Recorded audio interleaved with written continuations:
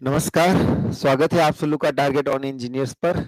मैं गिरजेश कुमार तिवारी आपको सोम का नेक्स्ट 72 लेक्चर स्टार्ट किया हूं, जिसमें आपका 71 लेक्चर में आपके 8 चैप्टर कंप्लीट हो गए हैं। 8 चैप्टर को हमने वन बाय वन डिटेल में आपको कराया। अब आज हम 9th चैप्टर स्टार्ट करेंगे, जो कि डिफ्लेक्शन ऑफ बीम है।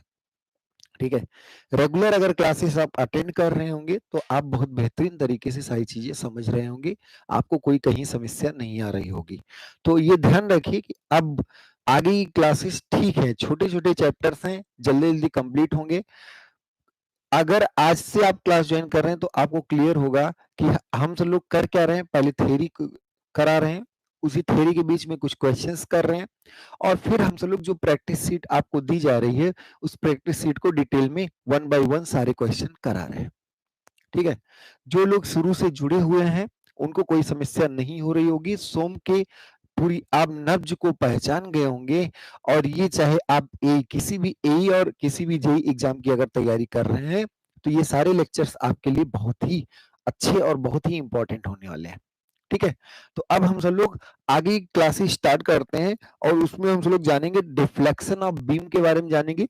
मोस्ट इंपॉर्टेंट चैप्टर है अगर देखा जाए तो। सिविल के पॉइंट ऑफ व्यू से और भी ज्यादा इंपॉर्टेंट है। मैकेनिकल वालों में तो कुछ स्टैंडर्ड फार्मूले और कुछ स्टैंडर्ड केसेस से ही काम चल जाता है, पर सिविल के पॉइंट ऑफ व्यू से बहुत ही ज्यादा इंपॉर्टेंट है। ठीक है, तो अब क्वेश्चन ये है कि डिफ्लेक्शन, पहले हम सब लोग इसका थोड़ा और भी जान लेते हैं कि क्या क्या होने वाला है। इस चैप्टर में हम सब लोग ये जानेंगे कि स्लोप या डिफ्लेक्शन होता क्या है। फर्स्ट, अगर स्लोप ऑफ डिफ्लेक्शन आप नहीं जानते कि बेसिकली होता क्या है, तो फिर आप पढ़ेंगे क्या। तो पहले किसी भी चीज का पढ़ने का यही बेसिक तरीका भी होता है कि आप उसके बारे में जाने कि what is slope and what is deflection. Then we will proceed to how to calculate the deflection for different type of loading. ठीक है, जब आप डिफ्लेक्शन का फॉर्मूला पढ़ेंगे, जब आप डिफ्लेक्शन के बारे में जानेंगे, उसी समय आप ये भी समझ पाएंगे कि डिफ्लेक्शन लोड के अकॉर्डिंग अलग अलग केसेस पर डिपेंड करता है, कि लोड अगर बदल रहा है तो डिफ्लेक्शन भी बदल जाएगा। ठीक है, तो अब हम सब लोग देखेंगे डिफ्लेक्शन है क्या, और डिफ्लेक्शन किस तरह से लोडिंग पर डिपेंड करता है। अगर हम लोड बदल दें तो डिफ्लेक्शन कैसे बदलने वाला है, और फिर हम सब लोग ये भी जानेंगे कि अगर डिफ्लेक्शन कैलकुलेट करना हो तो क्या क्या अप्रोच हम ट्राई कर सकते हैं, और कौन सा अप्रोच की क्या लिमिटेशन है। भाई अगर आपके पास 10-20 तरीके की किसी एक मर्ज की 10-20 दवाएं हैं, तो 10-20 में आप कौन सा चूज करेंगे। भाई ऐसे तो कंफ्यूज हो जाएंगे, कोई भी आपको परेशान कर देगा कि आप कौन सी दवा खाएं। सबकी दवा जैसे आप एक सोचिए कि फीवर की आपका एक मेडिसिन है, पैरासीटामोल भी है, कैलपॉल भी है, डोलो भी है, और क्रोसिन भी है। तो ऐसे डिफरेंट टाइप्स ऑफ आपके क्या है, मेडिसिन हैं। पर उन मेडिसिन में कौन आप कब चूज करेंगे, ये भी एक इंपॉर्टेंट फैक्टर होता है, और कौन इजीली आप चूज कर लेंगे। तो इन सब में यही है कि कौन सी अवेलेबिलिटी है, एक्सपायरी डेट और सारी चीजें, मतलब आप कुछ एक क्राइटेरिया आप अपना मानक तय कर लेंगे, और उसमें आप उसी हिसाब से चूज कर लेंगे। ऐसे अगर आपको स्लोप और डिफ्लेक्शन कैलकुलेट करने के हम आपको 6 मेथड बता दिए, 7 मेथड बता दिए, तो 6-7 में कब कौन सा अप्लाई करेंगे सर, जो बेस्ट सूट कर जाए। अब बेस्ट सूट में हर एक की लिमिटेशन जाननी होगी, हर एक की आपको क्या जाननी होगी, लिमिटेशन। और जब आप लिमिटेशन जान जाएंगे, हर एक की औकात जान जाएंगे, तो आप उसी हिसाब से आप यूज करेंगे।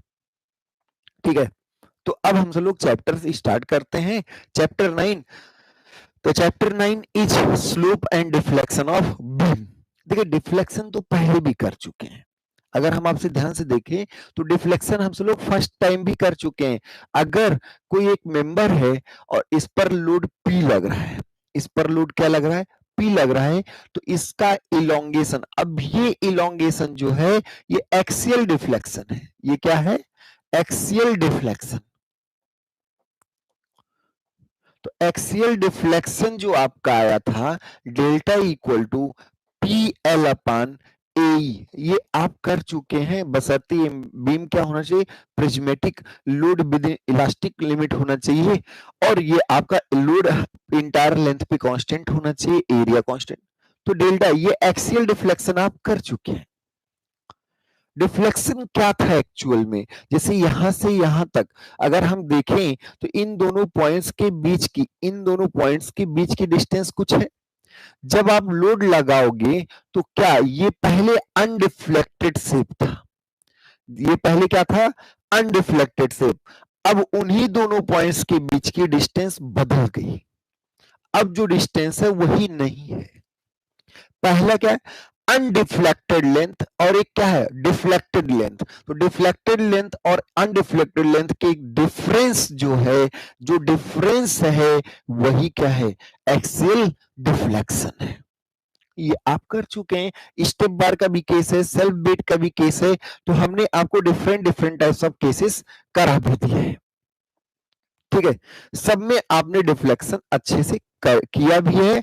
मल्टीपल लोडिंग हो, वेट और लोड दोनों कंसीडर कर लें, ये सारी बातें हो चुकी हैं। ऐसे आपने टॉर्सन में, अगर आप टॉर्सन को याद करें तो टॉर्सन में आपने टॉर्क टी लगाया था। टॉर्क क्या लगाया था, टी। और जब टॉर्क टी लगाए थे तो ये एंगुलर डिफॉर्म हो गया था, और इसका एंगुलर डिफ्लेक्शन हमने आपको टीएल बाई जीजे बताया है। एंगल ऑफ ट्विस्ट भी आपको हमने बताया है टीएल बाई जीजे। तो एंगुलर डिफ्लेक्शन ऑलरेडी हम सब लोग कर चुके हैं, लीनियर डिफ्लेक्शन हम सब लोग कर चुके हैं। अब क्वेश्चन यहां पे चल रहा है deflection of beam, deflection of axial bar, deflection of shaft, angular deflection in shaft, ये सारी केसेस हम सब लोग कर चुके हैं। तो already we have discussed about the angular deflection in case of shaft and about linear or longitudinal deflection in case of bars. ठीक है, now we will discuss about the deflection of beam. The chapter name is deflection of beam, and as we know what is beam. Beam एक कोई ऐसा कोई भी ऐसा structural member जो किसके लिए हो, that are designed for carrying transverse load. ऐसा कोई भी स्ट्रक्चरल मेंबर जो ट्रांसवर्स लोड कैरी करने के लिए डिजाइन हो, वही आपका बीम है। अब उस लोड, जैसे ये आपका बीम है, एक ये सिंपल सा क्या है, बीम है। अब इस बीम पर आप बीम क्यों बोले, क्योंकि इस पर एक ट्रांसवर्स लोड लग रहा है, कोई एक ट्रांसवर्स लोड आपका लग रहा है। जब ट्रांसवर्स, पहले सोचिए कि पहले अगर हम ध्यान से देखें तो बीम आपका स्ट्रेट था, ये क्या था, स्ट्रेट बीम। इसको हम अनडिफ्लेक्टेड बीम कहेंगे, इसको हम क्या कहेंगे, अनडिफ्लेक्टेड बीम या अनडिफ्लेक्टेड शेप ऑफ बीम। ये आपका अनडिफ्लेक्टेड शेप ऑफ बीम है। जैसे आपने लोड लगाया, लोड लगाते ही क्या हुआ, लोड लगाते ही क्या हुआ, लोड लगाते ही यही बीम ऐसी हो गई। लोड को अप्लाई करते ही यही बीम आपका क्या हो गया, ऐसे हो गया। अब आप बताइए, हर जगह यहां पर अगर हम देखें तो ये आपका डाउनवर्ड मूव नहीं किया है, पर यहां का जो पॉइंट था, ये जो पॉइंट था, ये पॉइंट कहां आ गया, ये पॉइंट यहां आ गया। ये यहां का जो पॉइंट था ये यहां आ गया, ये डिस्टेंस। बात समझ में आ रही है? तो ध्यान दीजिएगा, हर जगह आप ध्यान से देखें तो जो आपका स्ट्रेट था वो थोड़ा सा कर्व रूप धारण कर लिया, ये कर्व।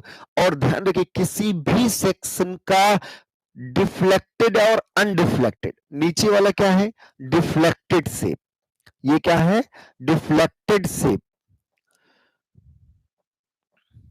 ये आपका क्या है, डिफ्लेक्टेड शेप। तो डिफ्लेक्टेड शेप और अनडिफ्लेक्टेड शेप, डिफ्लेक्टेड शेप और अनडिफ्लेक्टेड शेप का उसी वर्टिकल प्लेन में vertical displacement he deflection of beam कहलाता है।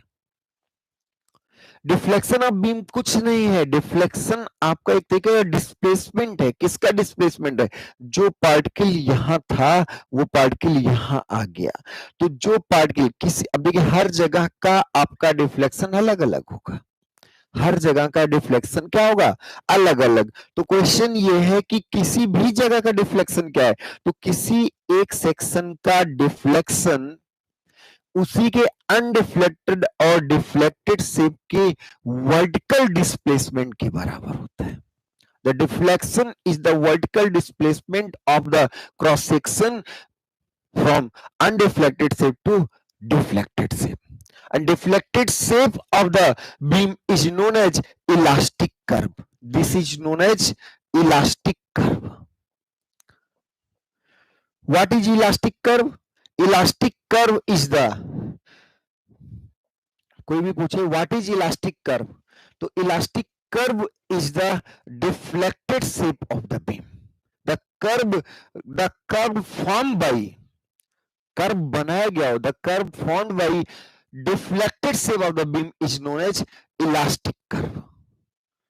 ओके, तो अब हम सब लोग ये जान चुके हैं कि पहले अनडिफ्लेक्टेड जो स्ट्रेट मेंबर था, जब भी आपने लोडिंग किया, लोडिंग करते ही आपका वो डिफ्लेक्ट कर गया और डिफ्लेक्ट करते ही आपका एक डिफ्लेक्टेड शेप बन गया। एक क्या बन गया? आपका डिफ्लेक्टेड शेप बन गया। क्लियर? एक आपका डिफ्लेक्टेड शेप, और the deflected shape of the beam is known as elastic curve and the vertical displacement of any section from undeflected shape to deflected shape is known as displacement of the beam at that section, is known as displacement of beam at that section. At the support the deflection is zero, at the support the deflection is zero. अब question है कि क्या vertical हमेशा downward ही होगा? Vertically क्या नीचे ही आएगा? No, ये हम नहीं कह रहे। नीचे भी आ सकता है, ऊपर भी जा सकता है। जैसे नीचे का केस अगर आप ध्यान से देखें तो ये एक आपका अनडिफ्लेक्टेड स्ट्रेट बीम है, अनडिफ्लेक्टेड स्ट्रेट बीम है। इस पर आपने लोड पी लगाया। जब लोड पी लगाएंगे तो कुछ पोर्शन ऊपर जाएगा और कुछ पोर्शन नीचे आएगा। अब अगर हम आपसे ये पूछें कि इस पॉइंट का और इस पॉइंट का, इस पॉइंट का अगर हम आपसे पूछे कि डिस्प्लेसमेंट बताइए, तो आप कहोगे सर ये आपका अनडिफ्लेक्टेड था और ये डिफ्लेक्टेड था। इन दोनों के बीच का जो ये वर्टिकल डिस्टेंस है, यही आपका क्या है? डिस्प्लेसमेंट है। तो यहां पर तो मारामारी हो गई कि गुरुजी अपवर्ड की डाउनवर्ड, अपवर्ड की डाउनवर्ड। तो अपवर्ड या डाउनवर्ड में तो फिर हम एक बात तय करेंगे हम सब लोग कि डाउनवर्ड डिफ्लेक्शन को नेगेटिव लेंगे और अपवर्ड डिफ्लेक्शन को पॉजिटिव लेंगे। ठीक है, साइन कन्वेंशन हमारी आपकी अभी तय होगा, पहले मीनिंग तो समझिए। अगर इस पॉइंट का कोई डिफ्लेक्शन जानना चाहे तो अनडिफ्लेक्टेड तो हम यहां थे, लोड लगाते ही हम यहां पहुंच गए ना। तो इसी दौरान वर्टिकल डिस्प्लेसमेंट कितना हुआ? Vertical displacement, the vertical displacement of any section, कहां से? from undeflected shape to deflected shape is known as deflection of beam, and the deflected shape of the beam is known as elastic curve, and the curve formed by the undeflected shape is known as elastic curve. If there is any curve, then the slope of the curve may be constant or different at different points. अगर कोई curve है तो उसका slope constant भी हो सकता है और अलग अलग हो सकता है। Then if the slope is constant, the curve will be straight line, will be not will be, the curve must be straight line. Straight line का ही स्लोप कांस्टेंट होता है। The slope of straight line is always constant. तो ये ध्यान रखिएगा कि अगर स्ट्रेट लाइन है तो उसका स्लोप क्या होगा? कांस्टेंट होगा। क्लियर? बात समझ में आ रही? तो आगे हम लोग बात कर लेते हैं स्लोप क्या है। स्लोप क्या है, तो थोड़ी सी बातों को फिर से हम तो लोग आगे आते हैं। जैसे ये आपका एक बीम था, ये आपका एक बीम था, सिंपली सपोर्टेड बीम का एग्जांपल हम लेके चल रहे हैं, कोई बात नहीं है। मिड में लोड आपने पी लगाया, जैसे ही मिड में आपने लोड लगाया तुरंत आपका जो शेप था वो ऐसे घूम के ऐसे हो गया। अब यहां पर आपका ये आपका मैक्सिमम डिस्प्लेसमेंट है। क्या ऐसे क्यों बोल रहे हो गुरुजी मैक्सिमम डिस्प्लेसमेंट?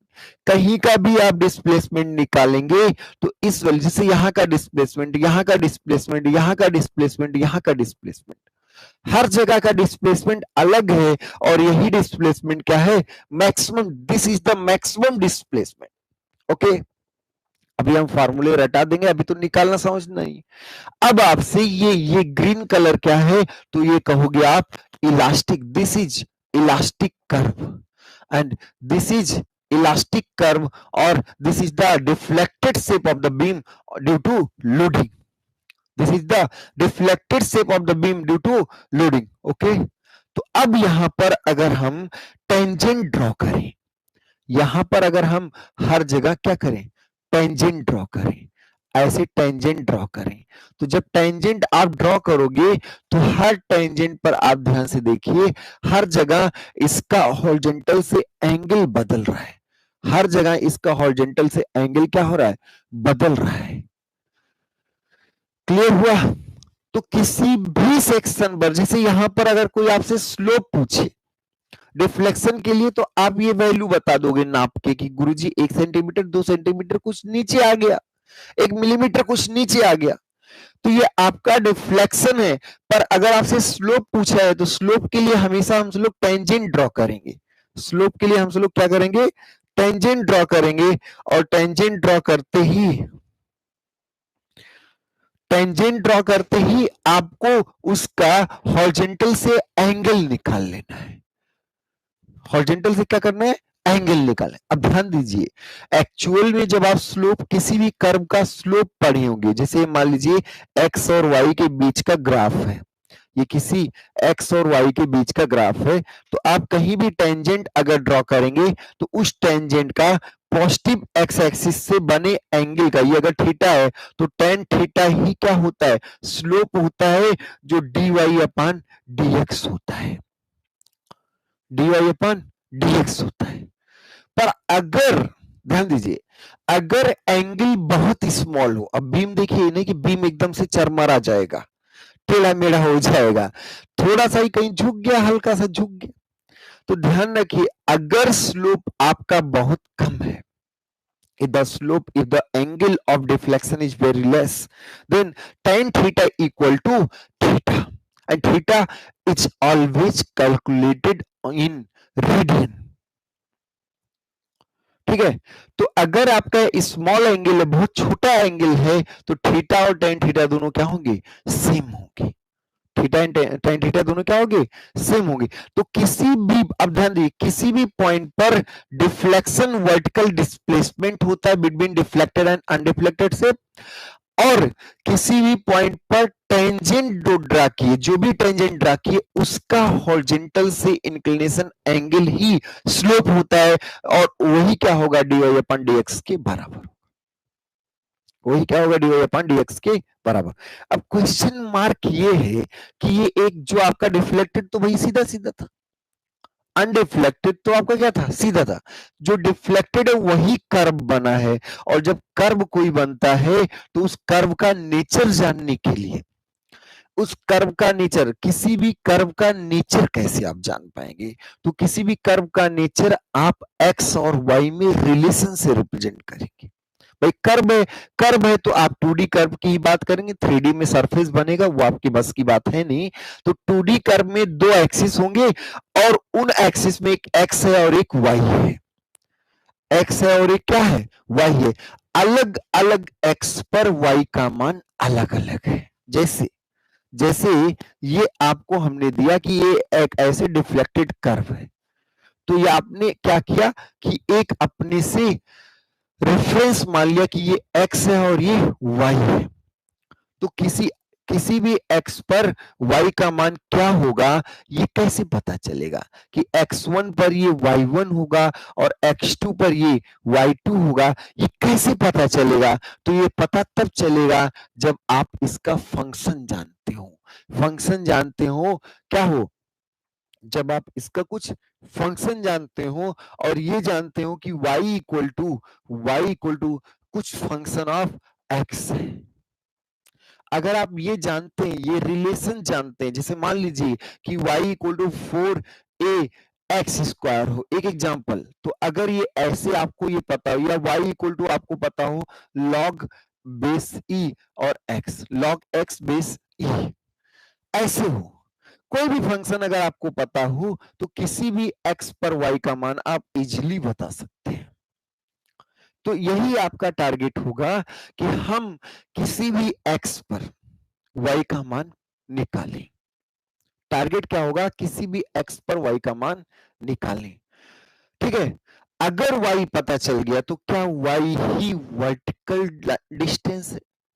तो y ही तो आपका डिफ्लेक्शन बताएगा। y ही क्या बताएगा?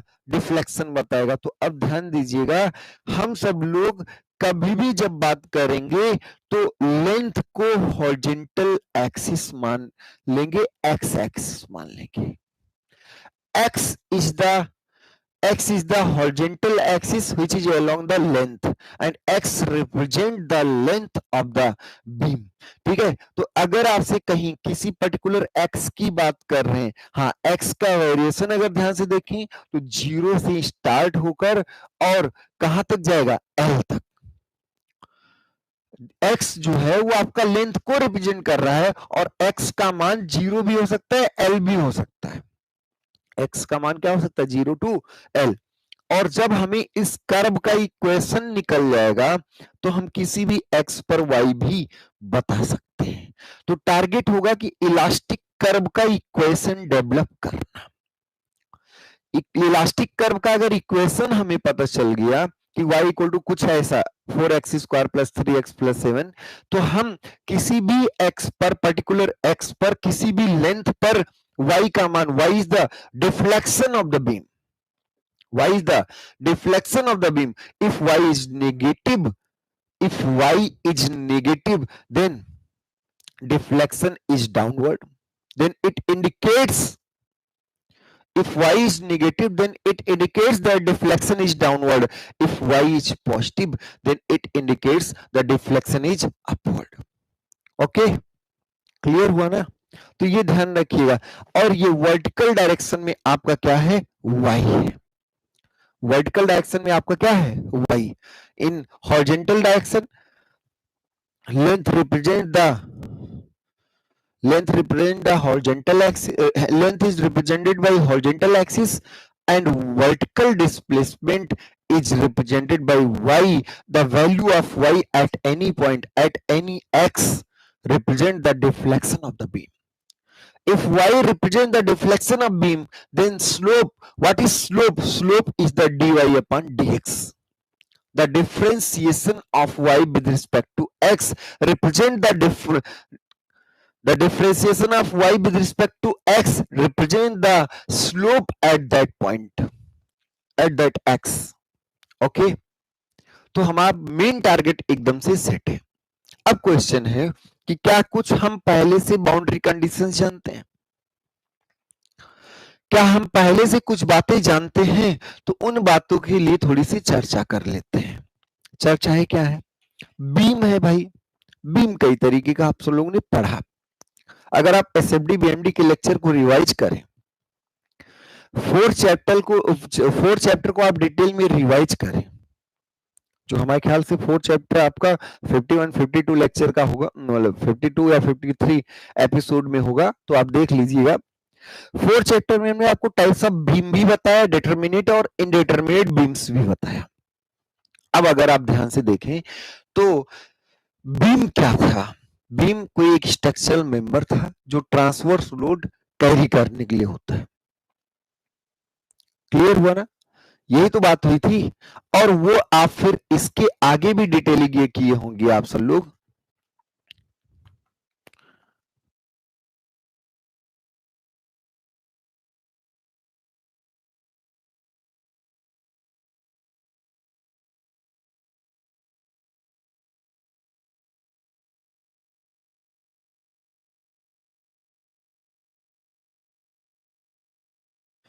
तो आप सब लोग इसके आगे भी कुछ किए होंगे, उसमें बातचीत हुई होगी।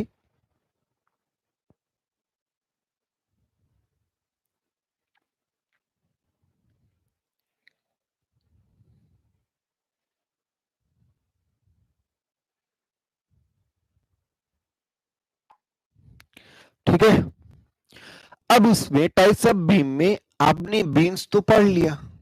अब जैसे डिटरमिनेट बीम की बात करें तो डिटरमिनेट बीम आपका बेसिकली आया हुआ था simply supported beam, cantilever beam और फिर ओवरहैंगिंग बीम। इनडिटरमिनेट बीम की अगर हम बात करें तो इनडिटरमिनेट बीम में आपको हमने बताया होगा fix beam, propped cantilever beam and continuous beam. Fix beam, propped cantilever beam and continuous beam. इसी दौरान आया होगा डिफरेंट टाइप्स ऑफ लोड, और लोड में हम सब लोग बॉडी लोड छोड़ के बॉडी वेट नहीं पढ़ रहे हैं, सरफेस लोड पर आते हैं। तो सरफेस लोड में आपका पॉइंट लोड था, या पॉइंट लोड को ही कंसंट्रेटेड लोड कहते हैं, और उसके बाद डिस्ट्रीब्यूटेड लोड।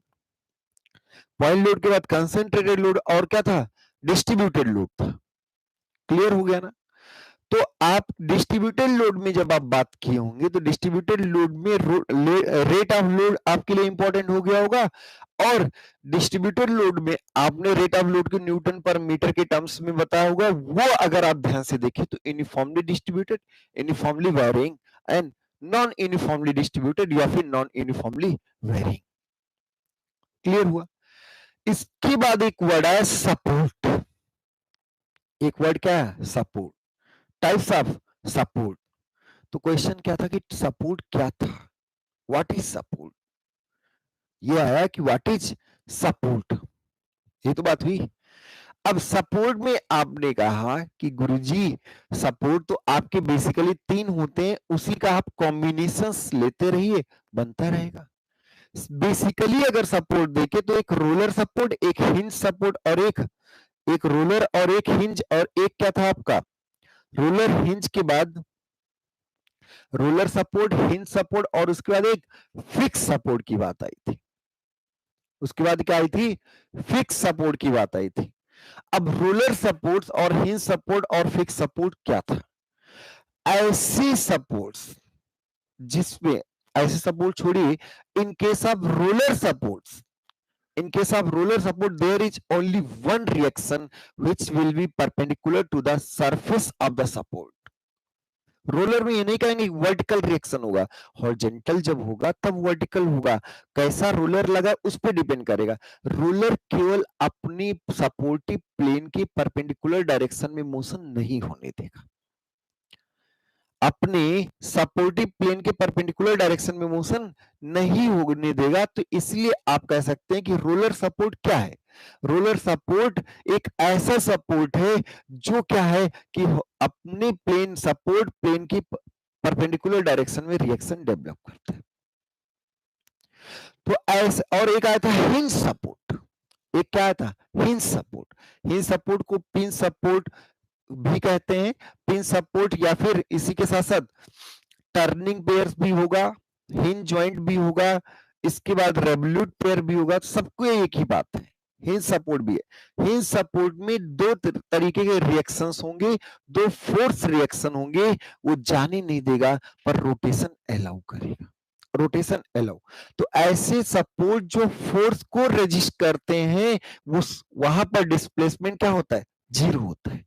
और ऐसे सपोर्ट्स जो रोटेशन को भी रेजिस्ट करते हैं, मतलब फोर्स को तो रेजिस्ट करते ही करते हैं और घूमने भी नहीं देंगे, उसमें भी बात होती है। तो जो रोटेशन को रेजिस्ट करते हैं वो ध्यान रखिए, वैसे सपोर्ट्स में हमेशा क्या होगा, वैसे सपोर्ट्स में आपका स्लोप और डिफ्लेक्शन दोनों जीरो होगा, क्योंकि घूमने ही नहीं दिए, रोटेशन ही नहीं होने दिया। तो जब आपका रोटेशन ही नहीं हुआ तो डिफ्लेक्टेड और अनडिफ्लेक्टेड दोनों एक ही बात रह गई। बात समझ में आ रही है ना? तो ध्यान रखिएगा, फिर से हम इस पर बात कर लेते हैं। जैसे एक कोई बीम है, यहां पर रोलर सपोर्ट्स लगा, तो रोलर नीचे नहीं आने देगा, तो यहां आप कह सकते हैं डिफ्लेक्शन इज जीरो। और अगर यहाँ हिंज सपोर्ट है मान लीजिए, तो हिंज सपोर्ट पर भी आप कह सकते हैं डिफ्लेक्शन जीरो। पर आप कभी भी थीटा जीरो नहीं बोल सकते। क्यों थीटा नहीं जीरो बोल सकते?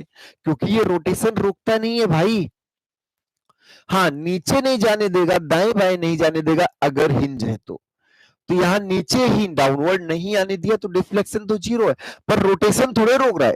और जब रोटेशन नहीं रोक रहा है तो यहाँ पे स्लोप कुछ हो सकता है, यहाँ पर कुछ इंक्लाइंड एंगल बन सकता है, यहाँ पर एंगल आपका बन सकता है। क्लियर? पर अगर आपका कहीं फिक्स सपोर्ट है, ऐसे फिक्स, ये फिक्स, अब फिक्स सपोर्ट में जब डिफ्लेक्शन होगा, जब भी डिफॉर्मेशन होगा, तो यहां पर आप ये घूमने भी नहीं देगा, तो यहां आपका डिफ्लेक्शन तो जीरो होगा ही होगा। उसके साथ साथ, इसके साथ साथ आपका स्लोप भी जीरो होगा, मतलब थीटा भी क्या होगा? जीरो होगा।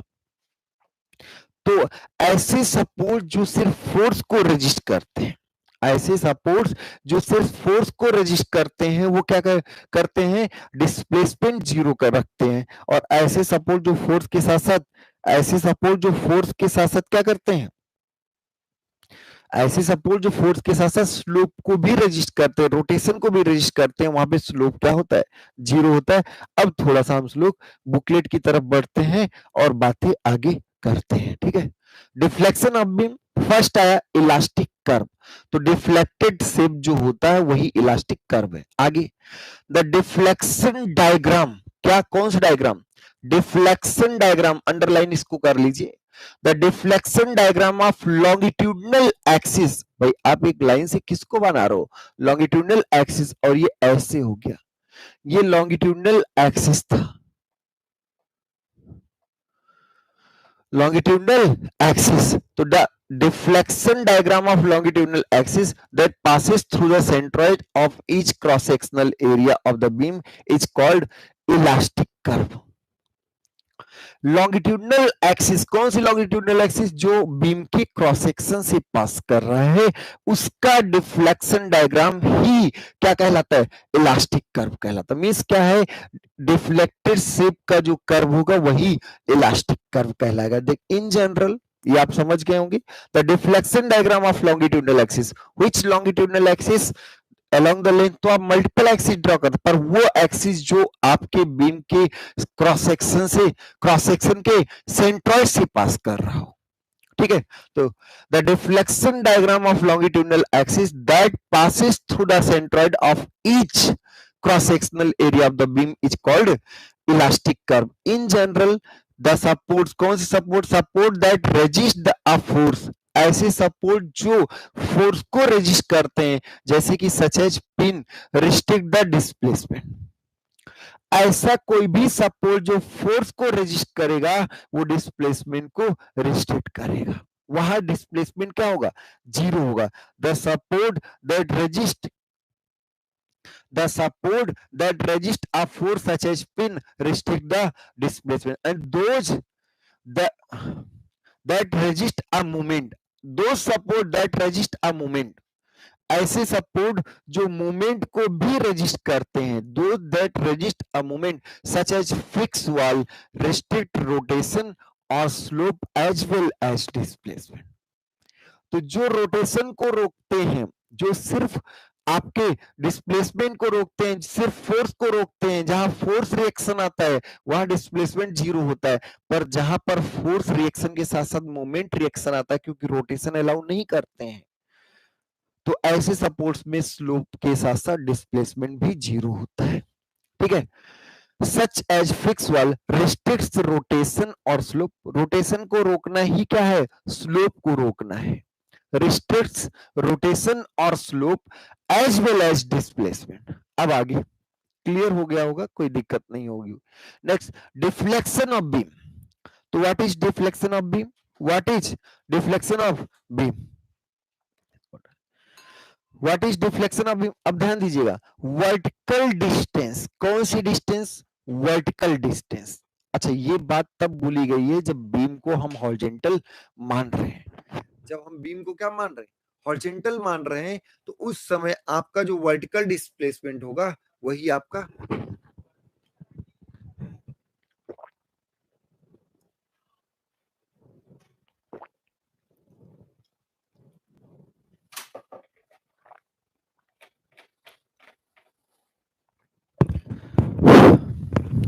चलिए, vertical distance of any point of beam, vertical distance of any point of beam from undeflected axis, from undeflected axis to deflected axis just below the same point, उसी same point के just नीचे, कहां से, undeflected axis से deflected axis के बीच का vertical distance ही आपका क्या कहलाएगा, वही क्या कहलाएगा, डिफ्लेक्शन ऑफ बीम, वही क्या होगा, डिफ्लेक्शन ऑफ बीम। तो deflection of beam, what is deflection of beam, vertical distance of any point, vertical distance of any point of beam from undeflected axis to the deflected axis just below the same point is known as deflection of beam।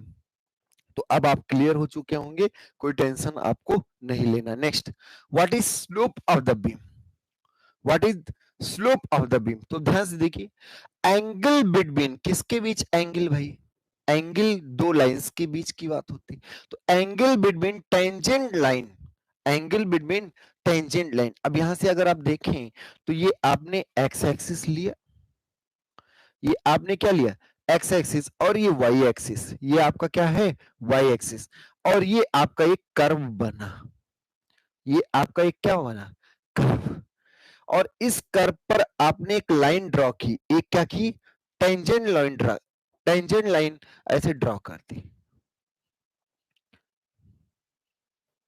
ये tangent line.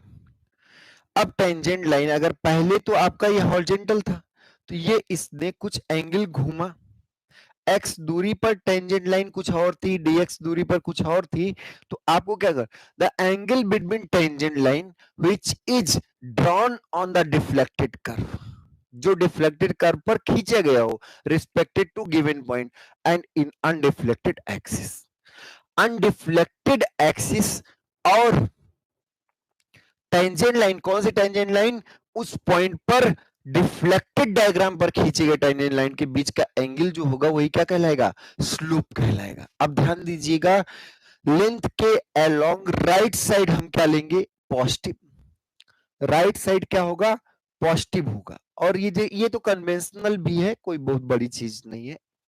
Right side x positive होता है, upward Y positive होगा। अब इसमें हम दूसरा नहीं लिखने वाले हैं, ये आप अपने समझ जाएंगे कि डाउनवर्ड नेगेटिव होगा, लेफ्ट साइड नेगेटिव होगा, तो राइट साइड एक्स पॉजिटिव लेंगे, अपवर्ड वाई पॉजिटिव, और हमेशा एंगल अगर एंटी क्लॉकवाइज एंगल है, कैसा है, एंटी क्लॉकवाइज एंगल है, कहां से, हॉरिजॉन्टल एक्स से, तो पॉजिटिव लेंगे। बस इतनी सी बात आपको ध्यान रखनी है। इसका रिवर्स आप जानते हैं, the x is taken as, the length is taken as positive on right side and deflection is positive in upward direction, and slope, if the slope, if the angle is in anti-clockwise direction, then we will take as positive value, okay। And reverse, converse, what is converse, if the y is positive, if y is positive, it means the deflection of that point is upward. If y is negative, it means the deflection at that point is downward, okay। The angular, if the slope is positive, then it means the angle between deflected and undeflected tangent line, so deflected tangent line from the undeflected axis, deflected tangent line from the undeflected axis is positive, represents the angle is in anti-clockwise direction, okay। तो ये आप थोड़ा सा ध्यान रखिएगा, positive sign convention हम आपको बता दिए, निगेटिव पढ़ाने की आदत नहीं है, निगेटिव आप समझ लीजिए। If the x is left side, x is on the left side, then we will take as negative value of x, okay. And in general हम सब लोग मॉड वैल्यू बताते हैं, मैग्नीट्यूड को ही बताते हैं, तो मॉड वैल्यू मैग्नीट्यूड को रिप्रेजेंट करता है, उसमें आपको टेंशन लेने की जरूरत है नहीं, वो आपका जनरल मॉड ही रहेगा कि मैक्सिमम वैल्यू डाउनवर्ड है, ठीक है, पर डाउनवर्ड में वैल्यू वाइज अगर बात करें तो वैल्यू आपका हमेशा मॉड ही वैल्यू रहेगी, हमेशा आप उसका सिर्फ मान बताएंगे, डाउनवर्ड और अपवर्ड आप उसमें लिख दिया करेंगे। ठीक है, अब आप क्लियर हो रहे होंगे। तो डिटरमाइन, ये आपको क्लियर हो गया होगा। अब डिफ्लेक्शन आपको कैसे पता किया जाए, डिफ्लेक्शन कैसे जाने, एक्सिस का चुनाव हम सब लोग का हो गया। अब आप थोड़ी सी बेसिक चीजों को समझिए, बाद में हम अभी अगले टर्म्स में हो सकता है या इसी टर्म में कुछ स्टैंडर्ड रिजल्ट्स लिखवाएंगे, और स्टैंडर्ड रिजल्ट्स आपके लिए बहुत इंपॉर्टेंट होंगे, जो आपको याद करना ही पड़ेगा, और जो हम लिखाएंगे उतना तो याद करना ही पड़ेगा। ठीक है, अगर ध्यान दीजिएगा, कोई y और x का ग्राफ हो, कोई भी जनरल y और x के बीच का ग्राफ हो, ऐसे ये x एक्सिस है और ये y एक्सिस है, तो इसमें कर्व चेंज हो रहा है, इसमें क्या हो रहा है, कर्व चेंज हो रहा है। और जब कर्व चेंज हो रहा है तो हर जगह रेडियस ऑफ कर्वेचर चेंज हो रहा है, हर समय रेडियस ऑफ कर्वेचर, यहाँ का रेडियस ऑफ कर्वेचर कुछ और होगा, यहाँ का रेडियस ऑफ कर्वेचर कुछ और होगा। बात समझ में आ रही? तो हर समय आपका रेडियस ऑफ कर्वेचर बदल रहा है। ठीक है, अब क्वेश्चन आया कि रेडियस ऑफ कर्वेचर होता क्या है। अगर आपको y और x का फंक्शन दिया हो तो रेडियस ऑफ कर्वेचर जो आता है 1 plus d y upon d x का whole square, 1 plus d y upon d x का होल स्क्वायर की होल पावर 3/2। अब देखिए इसका डेरिवेशन कोई जरूरी नहीं है, बस इसका आपको केवल और केवल याद करना, और ये d two y upon d x two. ठीक है, और ये पूरा क्या रहता है, मॉड, पॉजिटिव वैल्यू। ये थोड़ा फिर से याद करके और फिर से नोट कर लीजिए। ठीक है, dy अपॉन dx का whole square d2y upon dx2 नहीं है, ये सेकंड डेरिवेटिव है और ये फर्स्ट डेरिवेटिव का स्क्वायर है। तो radius of any curve at any point, if the curve is variable and y is the function of x, y is the function of x, आप अगर ये जानते हैं कि y is the function of x, then radius at any point equal, फिर से लिख लीजिए 1 plus d y upon d x, first derivative of x with respect to, first derivative of y with respect to x का whole square की whole power 3/2 upon d two y upon second derivative of y with respect to x का mod, जो भी value, अगर negative value आई तो भी ये radius आप पॉजिटिव ही बताएंगे। ठीक है, ये क्लियर है, कोई दिक्कत तो नहीं है। ये आप ध्यान रखिएगा कि 1 plus d y upon d x का होल स्क्वायर की power 3/2 upon d two y upon d x two. Okay, radius का ये फॉर्मूला है, नोट रखिएगा। ठीक है, अब आप, अगर आपको थोड़ी सी बातें याद हो तो sigma by y in case of bending, अच्छा बेंडिंग की बात क्यों कर रहा हूं, क्योंकि अगर बीम है तो मोमेंट है और बेंडिंग मोमेंट है, तो sigma by y equal to M by I equal to E by R आपने बताया था। तो यहां से अगर हम इन दोनों को यूज करें तो आर इक्वल टू आएगा E I by M, E I by M, the radius of neutral axis. और यही अगर आपको ध्यान दें तो सेंट्रोइडल एक्सिस ही है, उसी सेंट्रोइडल एक्सिस का ही डिफ्लेक्टेड और अनडिफ्लेक्टेड की बात चल रही है। तो R equal to E I by M and which is equal to, अभी आप सब लोग ने बताया कि 1 plus d y upon d x का whole square,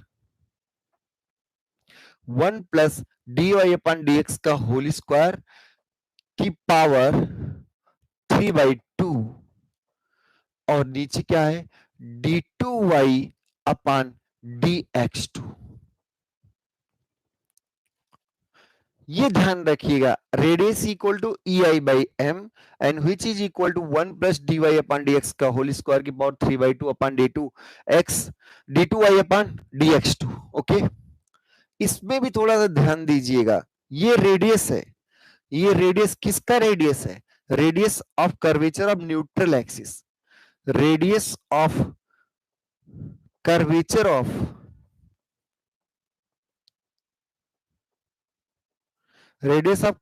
of neutral axis equal to r, and r is equal to ei by m, and which is equal to 1 plus dy upon dx का whole square की power 3/2 upon d2y upon dx2। अब इसको ध्यान दीजिएगा, एक नया term आता है कर्वेचर। रेडियस आप जानेंगे, एक नया टर्म होता है कर्वेचर। देखिए रेडियस और कर्वेचर अलग अलग बात है। अगर सिर्फ रेडियस पूछता है तो अलग चीज होगी, और कर्वेचर पूछता है तो अलग चीज होगी। थोड़ी सी बात ध्यान रखिए, जो कर्वेचर होता है वो रेसिप्रोकल ऑफ रेडियस होता है। कर्वेचर जो होता है वो रेसिप्रोकल ऑफ रेडियस होता है, ये ध्यान रखिएगा। वक्रता इसको बोलेंगे, और ये त्रिज्या है। This is equal to radius and this is equal to radius of curvature, वक्रता। कर्वेचर अगर पूछता है तो वो inverse of reciprocal of radius होता है। ये थोड़ा ध्यान रखिएगा। तो अगर r equal to E I by M है, r equal to I by M है, then curvature 1 by r equal to जो है वो आपका क्या है, m अपान ई आई। शायद ये आपको बेंडिंग में हमने डिटेल में कराया होगा। अगर r 0 है, अगर radius of, if radius of curvature is 0, then curvature equal to infinite. If the radius of curvature is 0, then curvature equal to infinite. And if radius of curvature equal to infinite, and radius of curvature equal to infinite, radius of curvature equal to infinite means क्या है, straight line, means क्या है, straight line। तो straight line का radius of curvature तो infinite होता है, एक बहुत बड़े रेडियस का हम इसको सर्किल मान सकते हैं। पर इसका अगर कर्वेचर, ये आप थोड़ा सा इंपॉर्टेंट मार्क करके रखिएगा कि for straight line radius of curvature equal to infinite and curvature equal to 0। Curvature क्या होगा, 0 होगा। ये बिल्कुल मुड़ा ही नहीं, ये बिल्कुल क्या हुआ, टर्न ही नहीं हुआ, इसलिए कर्वेचर इक्वल टू क्या हो गया, 0। क्लियर, आसान है ना, सब कुछ समझ में आ रहा होगा। अब हम सब लोग थोड़ा सा आगे बढ़ते हैं, फिर से बात करते हैं रेडियस। तो रेडियस इक्वल टू आपका आया था E I by M, and which is equal to, ठीक है, आप देखें तो रेडियस इक्वल टू आया था E I by M, okay, and this is equal to 1 plus d y upon d x का होल स्क्वायर की पावर 3/2, और नीचे क्या था, d2y अपॉन dx2।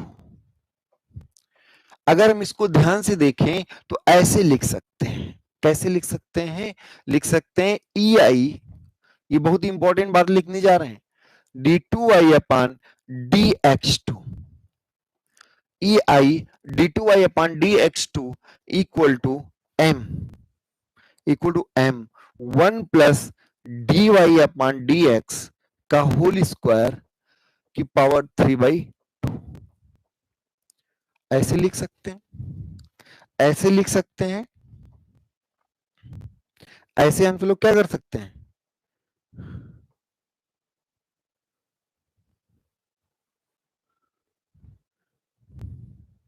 ठीक है, ये आपका हो गया, और बेहतरीन, क्या बात है। तो ये आपका क्या हो गया, formula, basic and most general formula of deflection of. हमारा बेसिक टारगेट क्या था, एक्स और वाई में रिलेशन डेवलप करना। The basic target is to develop the relation between x and y, and x and y, the relationship of x and y will tell about the, will represent or indicate about the elastic curve, the nature of elastic curve, because x और y में जो relation होगा वही आपको detail में बताएगा कि elastic curve का नेचर क्या होने वाला है। अब इसमें थोड़ा सा ध्यान दीजिए, देखिए हमें डिफ्लेक्शन बहुत इंपॉर्टेंट नहीं, हमें ये इंपॉर्टेंट है मैक्सिमम डिफ्लेक्शन का है। तो भाई हर जगह अगर आप जानोगे, हर जगह का डिफ्लेक्शन अगर जानोगे तो उसी में मैक्सिमम जान लिया जाएगा। तो मैक्सिमम डिफ्लेक्शन जब वो आएगा तो मैक्सिमम इसलिए इंपॉर्टेंट हो जाता है कि कभी भी किसी भी जगह पर डिफ्लेक्शन मैक्सिमम डिफ्लेक्शन से ज्यादा नहीं होना चाहिए। बात समझ में? तो ये आपका जनरल हो गया E I d two I upon d x two equal to M one plus d y upon d x का होल स्क्वायर की पावर 3/2।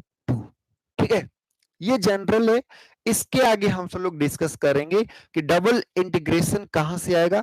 मोस्ट जनरल, मोस्ट आपको जनरल आपके हमने आपके सामने बता दिया है, पर इसमें केसेस हम सब लोग बनाएंगे कि कोई बात।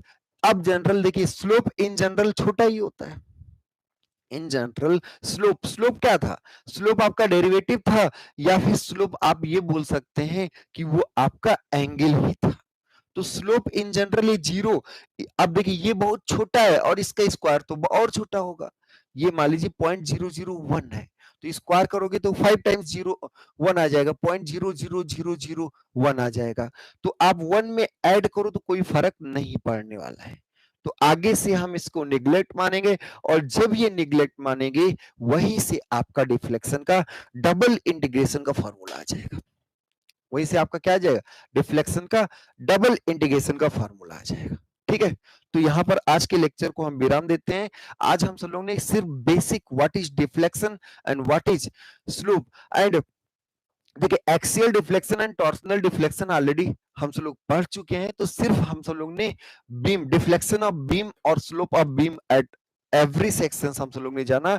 कुछ हम सब लोग ने तय किया कि कैसे साइन कन्वेंशन लेने वाले हैं। रेगुलर क्लास करिए, खूब खुश रहिए, मस्त रहिए, पढ़ाई लिखाई करते रहिए। आने वाला समय आपका ही होगा। आने वाली वैकेंसीज में आप सब लोग जरूर सफल होंगे। आज के लिए इतना ही। बहुत बहुत धन्यवाद।